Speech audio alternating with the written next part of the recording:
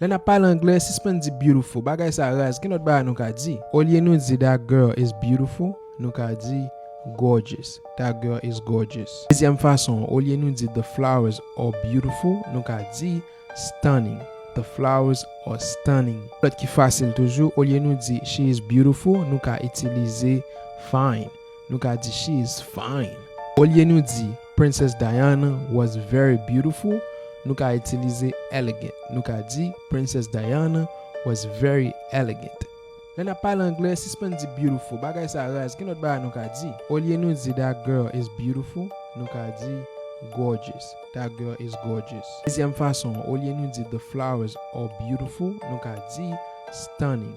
The flowers are stunning. L'autre qui facile toujours, au lieu nou di she is beautiful, nou ka utiliser fine. Nou ka di she is fine. Au lieu nou di Princess Diana was very beautiful, nou ka utiliser elegant. Nou ka di Princess Diana was very elegant. Pa oublier, se vidéo sa nan favorite kon sa pou ka toujou genyen, partage la vek l'autre moun konnen ki intéressé nan parler anglais et qui fait que nan pays an, ki ton ti commentaire tout di nou ki so kon di. Pa oublier ba vidéo sa un like et sou pa m sur TikTok encore, c'est parce qu'on pas follow page là. Male, peace.